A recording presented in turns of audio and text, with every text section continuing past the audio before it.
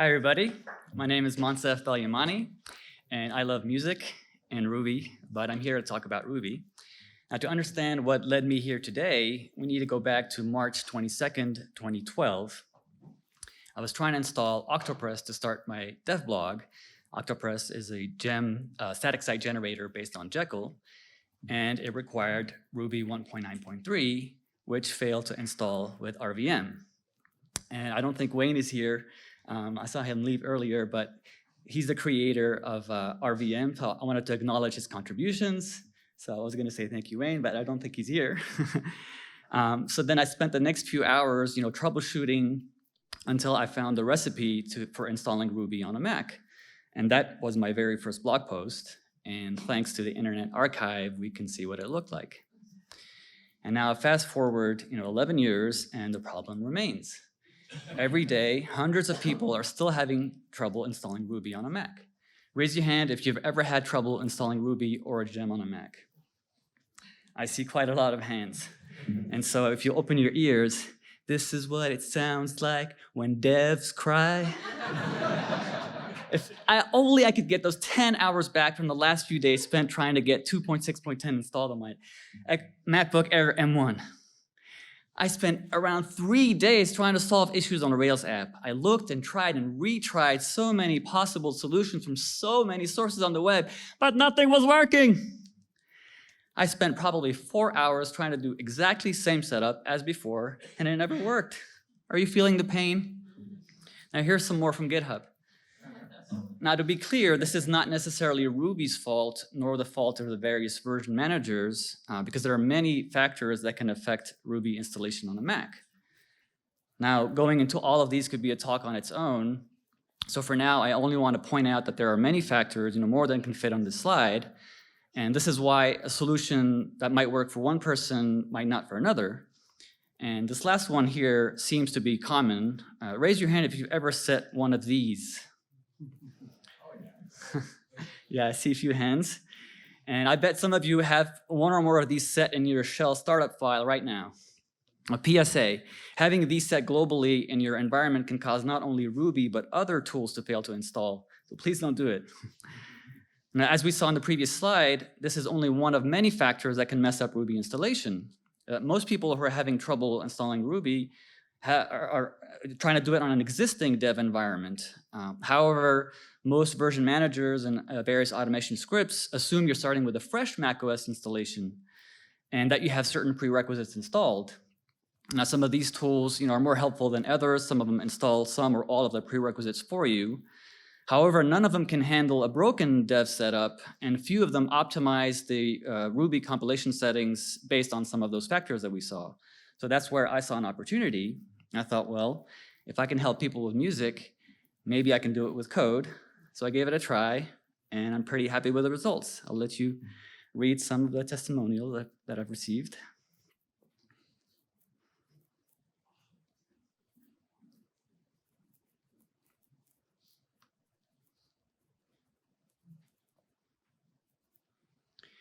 And there's 100 more like these that I've received. So it feels great to be able to help people like this.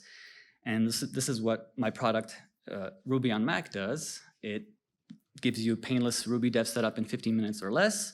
And the best part is the ultimate version works with all version managers. It also installs Ruby faster than any other version manager. It's twice as fast as ASDF and RVM. And another unique thing is that it's one, if not the only one, that can make it really easy to install Ruby versions as old as 2.1. And on top of that, it'll save you, at least half a day when you're setting up a new Mac, whether you just bought one for yourself or started a new job. In addition to all your dev tools, it can set up all your Mac apps, your fonts, your Git preferences, even macOS preferences, and all the repos that you need to clone. And as I mentioned, people find me because they have a broken dev setup, and so I have a reset mode that'll safely back up your dev setup and then clean it up in 1 minute, and then you can reinstall everything from scratch with a clean slate. And so my promise is that you won't ever have to waste time troubleshooting Ruby installation issues or remembering which settings to use with which Ruby version. And the worst case scenario is you'll be back up and running in 15 minutes. So now that we have this context, let's dive into the licensing. So since launching Ruby on Mac in February of last year, I experimented with various product tiers and pricing. And one of the changes I made about a year ago was to add limitations to the lower tiers. So for example, Prime customers only get 1 year of free updates and can only use the product on one Mac at a time. And for the 1 year limit, when I first decided to add it, it was as simple as updating the pricing page, and then I had a whole year to figure out how to implement it. However, I couldn't mention the limitation of one Mac at a time until I had a way to enforce it because I don't want to deceive my customers. And so to think this through, I started writing down my thoughts in an Obsidian note. And this is a habit I picked up about 2 years ago when I quit my job.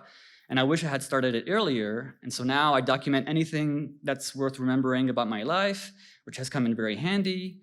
And for technical issues, I write down as much detail about what happened, what I tried, and how I fixed it, which serves as content for talks like this one or blog posts. And I also often record a screencast of myself, figuring things out. So in this case, writing down my thoughts served to rubber duck, which was very helpful. And that Obsidian note now has 23,264 words.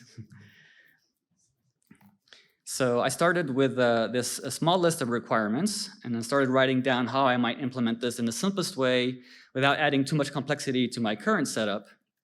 And at the time, here's what the end-to-end flow looked like. So the customer purchases Ruby on Mac. The order gets processed by Paddle, my merchant of record. Paddle then emails the product to the customer, which at the time was just a zip file. It had all the source code and everything, and then the script that they had to run. And at the same time, Paddle sent an event webhook to my Rails app, which was at the time just a basic API Rails app. I think maybe just one controller to handle this. And then it then populated the purchase details in my ConvertKit account, and ConvertKit is the service I use to email my customers. And so then I started talking to myself, by writing down whatever came to my mind, and all ideas were welcome. And then I soon came to the conclusion that I would need some kind of license file and a Ruby script that verifies the license, but compiled as a self-contained binary to make it hard to bypass. And since Ruby on Mac was mostly written in Bash at the time, the main Bash script would then need to call the Ruby script that verifies the license and only proceed with the whole setup if the license is valid. And so that meant that the Bash script needed to be obfuscated somehow as well. And if that wasn't possible, then that meant I would have to rewrite everything in Ruby, which it's not a bad thing. So now I had concrete next steps: search for Bash and Ruby compilation tools. And so for shell scripts, I found this open source project called SHC.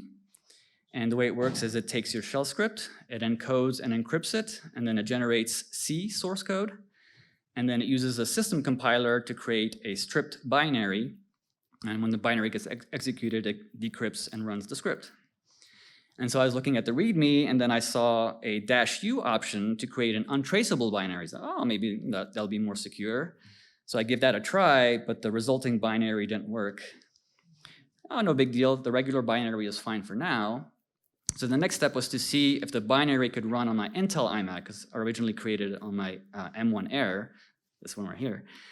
So I copied the file from the Air to the Intel iMac, but when I ran it, I got bad CPU type and executable, which makes sense because Apple Silicon is not compatible, although the other way around, if you create an executable in Intel, it'll run on Apple Silicon, but not the other way around.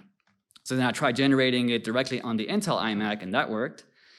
So that was good progress. And then next I needed to confirm that the binary could work on a Mac other than the one where it was generated. So I copied the binary from my M1 Air to my M1 Mini, and then I got this lovely output. So when things go wrong with an open source tool, I usually start with the GitHub issues, or if it's a CLI, I'll also check the help menu or the man page, and because there are often things there that aren't documented in the README. And so in this case, what I needed was the -r option for relaxing the security, so you can make a redistributable binary, and that way it'll work on various machines. So okay, great, now I got the shell script part figured out, I can create a binary. So now it was time to move on to find a Ruby compiler. And while researching this, I found that there have been several attempts at doing this. Most of them haven't been maintained in years or don't work on Apple Silicon or newer Ruby versions.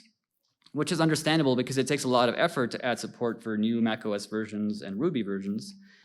And so I should mention that the Ruby team does have something called mruby, but I don't know if I didn't understand how it's working, but it didn't work for my particular use case. It didn't seem like it would work. I tried to, because it's a collection of different features, so you have to have different gems to install different, to have different functionality. But from the basic documentation, I couldn't get it to work. So then I moved on to search for other solutions. And one of the older projects I found is called Warbler, and it still seems to be maintained, but it only works with JRuby, and it produces binaries that are meant to be run with Java. While this is probably a good option, I had never used JRuby before, and I wanted to minimize the dependencies, in case macOS stops shipping with Java, or the version that comes with macOS, is not compatible with what Warbler produces. Because, as you recall, my Ruby on Mac product is meant to run on a brand new Mac without any DevTools installed on it, so it should be able to run, with whatever Apple provides. So then I kept searching, and then I found Traveling Ruby. Unfortunately, the last update was almost 3 years ago, and it only supports Ruby 2.4, which was a bit too old for my taste. Plus, installing Ruby 2.4 requires Rosetta on an Apple Silicon Mac. And even though Ruby on Mac makes this super easy, I don't want to use Rosetta if I don't have to. So then, kept searching, and I found Ruby Packer. And this one was introduced in late 2016, and it took a different approach than Traveling Ruby. And this is how the author of Traveling Ruby explains how Ruby Packer works. So it supplies a patched Ruby, and then it compiles that Ruby locally with native extensions. And then it packs it into a SquashFS archive. And SquashFS is a compressed read-only file system. And then Ruby is patched to look inside both the SquashFS and the real file system. So the pro is that it's a single file. It works with all native extensions. But the downside, according to Traveling Ruby, is that there's no cross-packaging support. And whereas Traveling Ruby, they really valued cross-packaging support, which meant that from any OS, let's say you only have access to a Mac machine, you could generate binaries for Windows and Linux and Mac. Whereas with Ruby Packer, you have to have access to all the different OSs to create binaries for each of those. But in my case, I only care about Mac, so this downside didn't really matter to me. So then I looked up the original Ruby Packer repo, but it was last updated 3 years ago with Ruby 2.7.1, which doesn't work on Apple Silicon. The oldest version you can install, the 2.7 version you can install on Apple Silicon is 2.7.2. But luckily, I found a fork, a more recent one by Eric Belland, which itself is a fork of the motor admin fork, which is a fork of the original repo. So it's forks all the way down. And even more luck, some kind soul added support for Ruby 3.1.3 in this latest fork, which was really exciting. So I gave it a try by compiling a simple Ruby script that made an HTTPS call to the Ruby on Mac website, because I knew that the license verification code would need to make such a request. And so when I generated the binary, I was able to generate it, that worked. But then when I tried to run it, I got an SSL error. So to troubleshoot this, I looked for references to OpenSSL in the Ruby Packer source code and tried one change at a time. So first, I set the OpenSSL dir option to point to Homebrew's OpenSSL 1.1 directory, because I noticed that Ruby Packer compiled that version of OpenSSL. And that didn't work. So then I realized, oh, maybe you need to point to the directory where the certificate exists, which is slightly different. I don't know if you can spot the difference. Basically, it's just instead of opt, it's etc. And so I said, oh, maybe that's where it needs to point. But it failed, but with a different error. So we're making progress now. So then I found the compiler.rb file and compared Ruby Packer's OpenSSL configuration settings with Homebrew's. And Homebrew makes this really easy via brew info. At the bottom, there's a link to the formula. And here's just a quick tip. If you've never tried this before, you can command click on that URL in iTerm. It'll open in your browser. And if you're using the default terminal app, it's command double click. That way you don't have to select and then paste it in your browser. It's just a quick shortcut that I learned. And so when you look at the formula details, you can see that Homebrew is using these three arguments for compiling OpenSSL. And then further down, they add a couple more specifically for Mac OS, which apparently greatly speeds up performance. And so that's what I did. I made this change, and it worked. And then the other change I made is I removed at the top there the implicit function declaration flag, because it's completely unnecessary for Ruby 3.1.3. And it's also dangerous because it overrides macOS defaults. And in my 13 years of working with Ruby, I've never had to set it. So then great, this was working, but then I was like, hold up. Wait a minute. If we're telling the binary to look for the OpenSSL cert in the Homebrew installation, doesn't that mean that OpenSSL has to be installed already on the customer's Mac? If so, that's a problem, because Ruby on Mac should be able to run on a brand new Mac with no DevTools on it. So to test this, I ran Ruby on Mac's reset mode on my M1 Mini to quickly simulate a fresh dev environment. And so with that done, I tested the binary, and as expected, it failed. So then I searched my Mac for cert.pem, because from experience, I know that's what the certificate file is called, but you can also double check by looking at the contents of the Homebrew OpenSSL location. And I was going to show you a trick in the Finder, but I think I have to, I don't know if this will work here. Yeah, I think I have to, is there a way to, oh, there you go. Oh, but then I can't see it. I think I have to switch back to mirror display. Mirror. Yeah, and then let's see. Yeah, okay, so by default, in the drop down here, you have these attributes, but if you click on other, and then click on system, you can check that to add that to the menu. And so now you can go and say system files are included, and then it'll show you stuff that normally is hidden. So if you search for cert.pem, and then scroll down to, oh, I meant to say narrow it down to, but anyways, I can't find it now. Yeah, there it is. It's private, etc. SSL. So that's how I figured out. That's probably where macOS has everything there. And now we'll go back to that. And okay, there you go.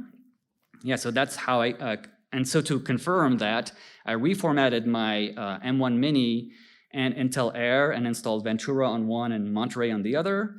And the cert PM was there in private, etc. SSL. So that gave me confidence that, on a brand new Mac, I can expect the certificate to live there. And so another way to confirm that is to run OpenSSL version -A on a computer that only has a default OpenSSL installation, and then at the bottom it shows you where it lives. So okay, now we know where the certificate should be. So now we can generate the binary pointing to this new location, and it runs fine on a brand new Mac. So with that working, I upgraded OpenSSL from 1.1, which Ruby Packer was originally using, to 3.1, because Ruby 3.1 and higher support OpenSSL 3, and might as well use the latest and greatest. And this was the easiest part. Basically, I just downloaded the latest version from the OpenSSL website, unzipped it, and then dropped the contents in Ruby Packer's vendor directory. So then I regenerated the Ruby C binary, and then compiled my test script with this new binary. And once I confirmed that everything was working, I opened a PR of my fixes. It's still open. I pinged Eric, so hopefully it'll be merged soon. But yeah, I want to stop here and just show that this is like a big deal, at least for me, because for the longest time it's been really hard to generate Ruby binaries. But now with Eric's efforts and the person who added the 3.1.3 support, and then my fixes, hopefully now should be really easy to do this. I think we have another year and a half until 3.1.3 it becomes end of life. But then hopefully, maybe I'll start learning more about patching Ruby and I'll add support for 3.2. Who knows? So next, I wanted to test downloading the binary from my website, as opposed to just transferring it between computers on my network, to simulate what my customers would be doing. And so when I tried to run it, Apple's gatekeeper wouldn't let me, which makes sense. And so to be verified as a developer, you need to register for the Apple developer program. And so then I did that, and then while reading the terms of service, I came across this section which says that you can't use a permanent device-based ID to uniquely identify a device. And this threw a wrench in the works because originally I thought I would be able to tell whether or not the license was activated on a particular Mac by storing an ID based on something like the serial number. So then I did some more searching, and I found Apple has an API called Device Check, which is really neat, and I'll go over how it works towards the end of the talk. But what wasn't really clear was how do I integrate this with my Ruby script? So now I'm going to take you through my thought process, which is a great example of how the brain works in mysterious ways, and that experienced developers are not immune to brain farts. And so I wanted the user experience to be as frictionless as it has been so far, which only required the customer to run one command in the terminal. And I was avoiding writing a macOS app at all costs, because in my mind, a macOS app meant a lot of work, since I had never written one before, and that the customer would have to interact with it. So the first thing I tried was to generate the token via a standalone Swift script. And this is the example in Apple's documentation. And I added print statements, and I could see that the is-supported method was being called, and that my Mac was a supported device. However, the token generation part didn't do anything and didn't output anything or any errors. So then I thought, well, maybe this only works inside an official app. So when I went to create a new project in Xcode, I noticed the command line tool option. I said, oh, well, maybe what's really needed is for Apple to recognize that the token generation code is coming from an official app that includes my Apple developer details that are stored in Xcode and my registered app ID. So I gave that a try. Nope, that didn't work either. So then I was like, okay, well, maybe instead of using device check, maybe I can just write a unique UID to the keychain from a plain Swift script. And that worked. But I didn't like the user experience of being prompted to allow access to the keychain, and it seemed easy to bypass. Also, on a fresh macOS installation, running a Swift script prompts you to install the command line tools, which added to the poor user experience.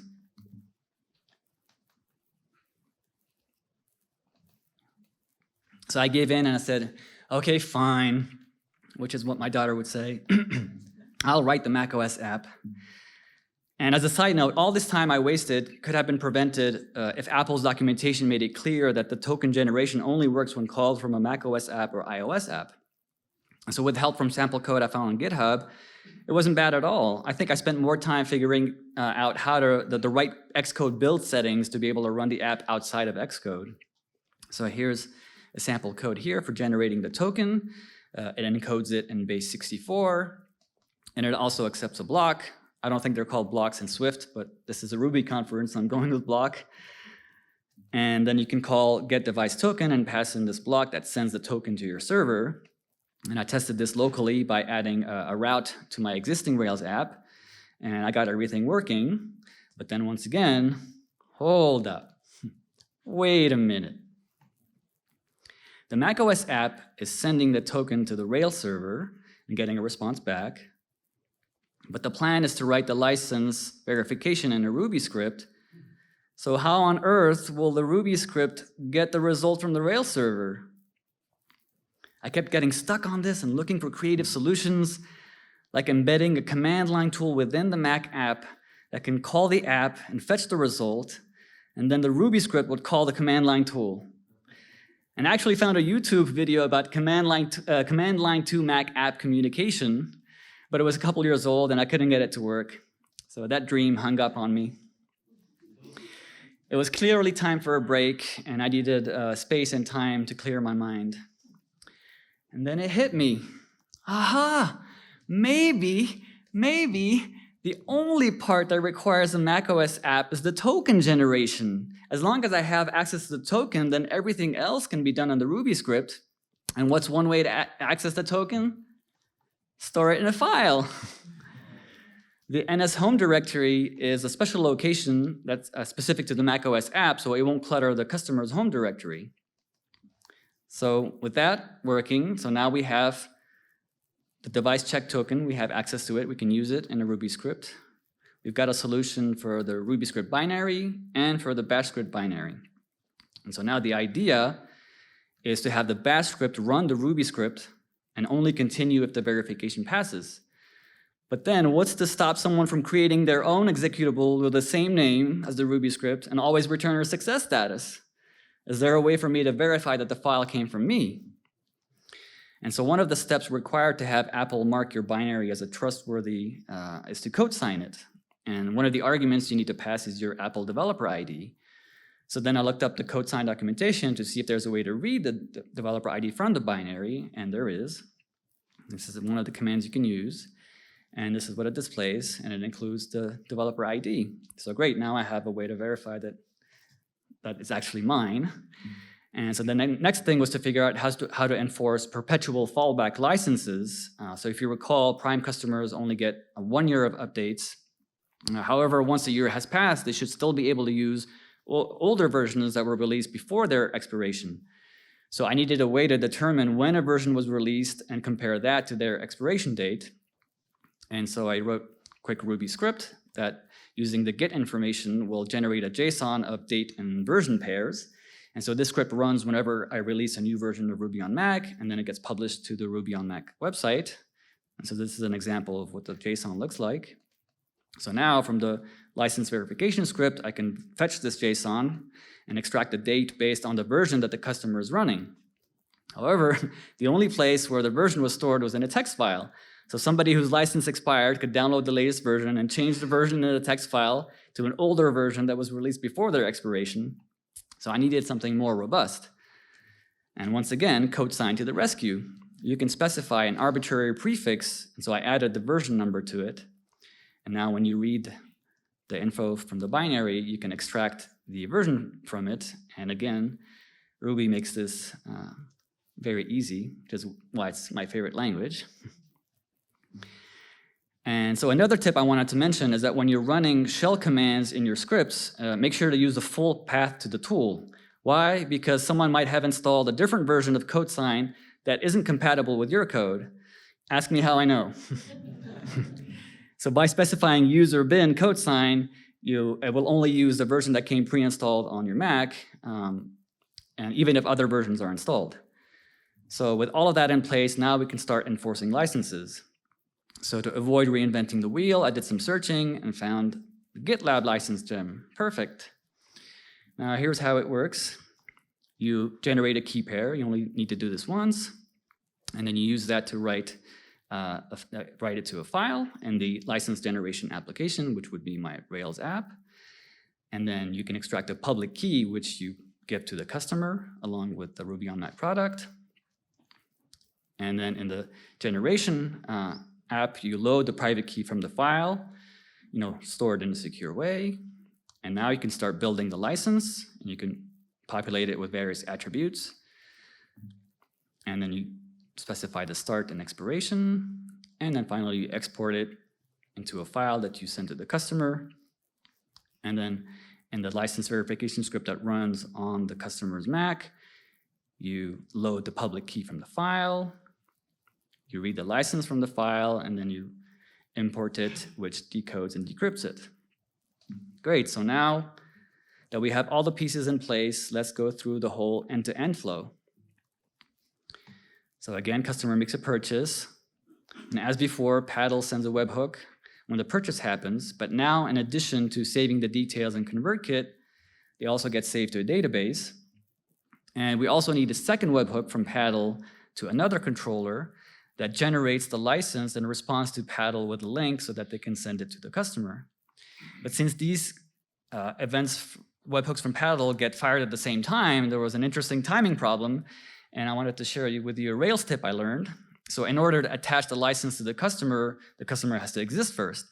And since the customer creation happens via the event webhook, the license controller had to wait until the customer was created. So in Rails, as you know, there are various ways to check if a customer exists in the database, but they don't all work the same way. Okay, so raise your hand if you think this will work. Smart crowd. How about this one? Oh. Aha, what if we reload? Nope.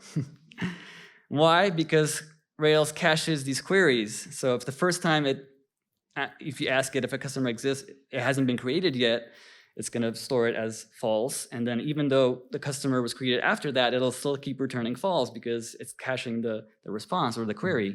And so what you need to specify is uncached.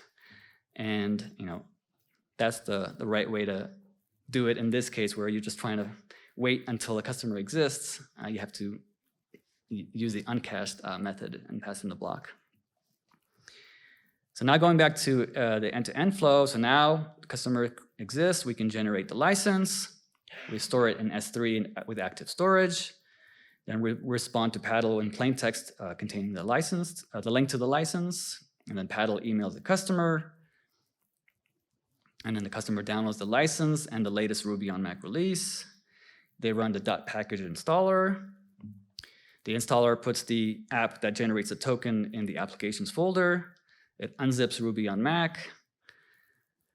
And the customer now can run the bash script. And so now the bash script has to check that the license verification binary exists and it's signed by me, as we saw earlier. Finally, it's decrypted, and then we extract the email and the product from it. And then in the background, the app is opened, so the customer doesn't see any of this. The token gets saved to the file. The token is read from the file and stored in the variable. And then we quit the token generation app because we don't need it anymore. And then finally, the script sends the token, the email, and the product to the Rails app, which performs some validations. And if everything passes, now we get to the neat part where we interact with Apple. So the way this works is you send a request to the query 2 bits endpoint, which asks Apple for the state of the device. And so if Apple responds with fail to find bit state, that means that Ruby on Mac has not been run on this Mac yet. And so then we send a request to the update 2 bits endpoint, and we can set 2 different bits, 2 booleans, bit 0 and bit 1, so you have 4 different states you can work with. So for example, you might say if bit 0 is true and bit 1 is false, that means that the device has been activated. And so you can set those bits to the proper values depending on how you're using them. And otherwise, if the device is already activated, then Apple will return the values of the bits on the machine. And then you can see that, okay, if bit 0 is true and bit 1 is false, that means it's already been activated. We can just go ahead and return a success response, and the license verification knows everything is good, and you can go ahead. And all of this takes about 1 second, depending on your internet connection, and which reminded me about Joel's talk about accessibility yesterday. By default, Ruby's net HTTP has a very long default timeout settings, set to 60 seconds for open timeout and read timeout. And it's usually recommended to set those much lower. And again, I'll go out of here. And mirror. Yeah, I don't know if you're familiar with Andrew Kane's. He's very prolific in the Ruby community, and he has this guide for ultimate for timeouts. And so if we look at net HTTP, he says that it's default at 60 seconds. But a lot of these examples that you'll see out are set to 1, which might work in certain situations, but it's best to test this on slower connections to make sure that that value is not too low. Again, ask me how I know. Let's give you a quick demo.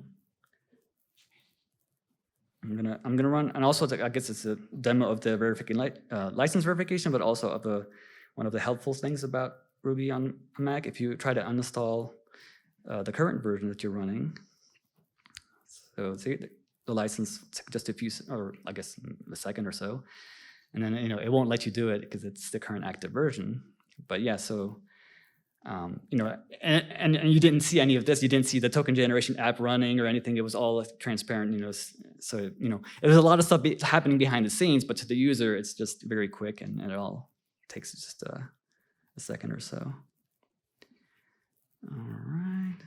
Okay, so now that I tested, this whole end-to-end flow, it was time to release this, and but I did a slow rollout, and oh, sorry, I think I missed another piece. Right, so the verifying the perpetual fallback licenses, we want to verify that the current version was released before the license expiration. And then that's the last step before the bash script can continue. And as I mentioned, it takes only 1 second. So I did a slow rollout just to my oldest Prime customers. And as is often the case, the most interesting bugs only come up once you ship to production. So, ship early and often. And so I ran into 2 issues. The first one is that some customers were using older Macs on which the device check token couldn't be generated. And I didn't think about this at first because nowhere in the documentation that I first came across did it specify which devices are supported. And some of the examples made it sound like the types of unsupported devices would be things like simulators. So then I searched some more and finally found a document saying that this only works on Macs that have the secure enclave, which includes these models. So the way I handled this was by modifying the token generator app to write a separate file when the device is unsupported, and then I send a token value of unsupported to the Rails app, which then skips the calls to Apple's servers, and it just increments the customer's activation count. And then the other issue is that the bash script binaries generated with SHC were being quarantined by some antivirus tools. And one customer said that Virus Barrier flagged them as infected, and that got me worried. So I looked up the name of the infection and was relieved that it had nothing to do with what I was doing. Then I installed pretty much all of the well-known antivirus tools. I think I tried 15 different ones, and not a single one complained. It's like, oh, okay, good. But then Virus Barrier ended up updating their virus definitions and stopped flagging the script. However, another customer ran into this issue on a work computer that had Sentinel-1 installed, and apparently a lot of companies use it. And in this case, the only solution was for my customer to keep using the old Ruby version, of Ruby on Mac, or upgrade to the Ultimate version, which had not yet implemented the licensing. And so the good news is that only the bash binaries were being rejected, but not the Ruby binaries. The other good news is that I had to rewrite the bulk of the script from bash to Ruby. Now, this turned out to be worth the effort, as we'll see shortly. But in the meantime, to get around this issue for new Prime customers, I simply updated the landing page to say that Prime doesn't support work computers with security software like Sentinel-1. And then if in case they bought Prime anyways, it will detect that the bash binaries are missing and will display an error saying that this is most likely due to Sentinel-1, which only works on Ultimate, and here's your coupon code to upgrade. And so then, once I had that in place, then I started rewriting for the Ultimate version, rewriting from bash to Ruby. And there were some great benefits. And one of them is that I can actually test the code. And I found and fixed several bugs. There are various test frameworks for bash, but it did not seem like any of them could mock the file system, because I needed to be able to test running the real code that creates, modifies, and deletes files, but without making changes to my computer's file system. And with Ruby, this is super easy with the fake FS gem. And the other benefit is a better user experience, because in the previous version of the Ruby on Mac CLI, it was just a set of Ruby files that lived on the customer's Mac. And it was written with a Thor gem, which required the Thor gem to be installed in every version of Ruby so that it could be invoked regardless of which current Ruby version they were using. And that slowed down the main Ruby on Mac script because I had to look up each Ruby version installed on the machine, then check if Thor is installed, and if not, install it. And in addition, some of the code wasn't compatible with Ruby versions older than 2.5.9.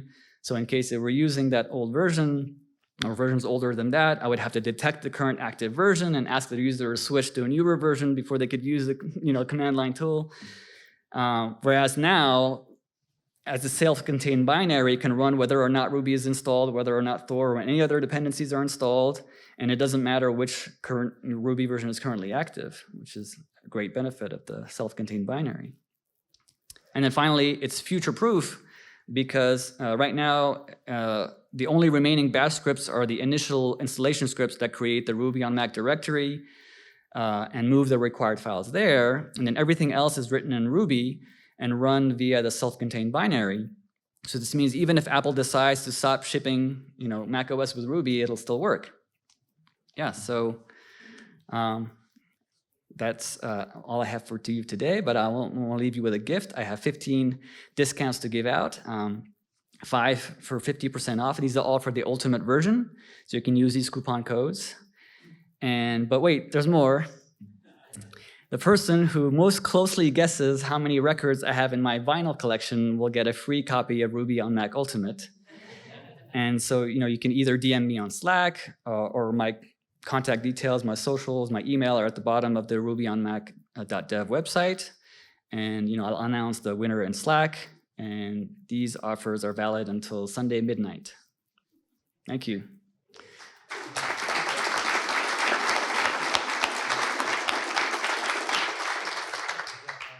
Yeah, sure.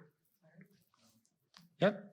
Oh, so repeating the question. The question was, have I reached out to Sentinel-1 to see why they're flagging the bash binaries? I have not. I don't know if they would listen to, nobody like me. But I think it's just because of the way maybe the SHC tools generates the binary. Because for the Ruby binary, it hasn't flagged it. I think it's just, I don't know. I don't know how they do things behind the scenes. But which is the reason why I rewrote everything in Ruby, and that way, for sure, it won't flag it anymore. But yeah, I don't know about the internals. Yeah, that's a good question. So the question is, I found all these different forks, and now I was able to find one that works, and I contributed to it. What's the plan? Am I gonna maintain my own version going forward, or just leave my contributions to this latest fork and call it a day? For now, it's working for me. I would have to learn a lot about patching Ruby, but it works, at least for my use case, and I think it should work because I think the OpenSSL stuff was the hardest part. So I think it should work. People want to try this with their own binaries, with their own scripts, just to see if they can create them and give me feedback. But yeah, for now it works. And like I said, Ruby 3.1.3 or 3.1.x should be valid for at least a year and a half. So who knows what will happen between now and then. Maybe, like I said earlier, maybe I might learn more about patching Ruby and how to add support for future Ruby versions. But for now, it seems to work, and I'm happy with that. But yeah, I'll ping Eric again to see if he can merge it. Otherwise, I guess it's in my fork. But then again, it's real hard to discover, right? But I'm going to blog about this as well and put the word out, and maybe ping what's his name from Ruby Weekly, Cooper? Peter Cooper. Yeah, and other forums, Reddit and whatnot. Put the word out there that way. So yeah. The question was, have I considered a DRM-free watermark? No, I have not.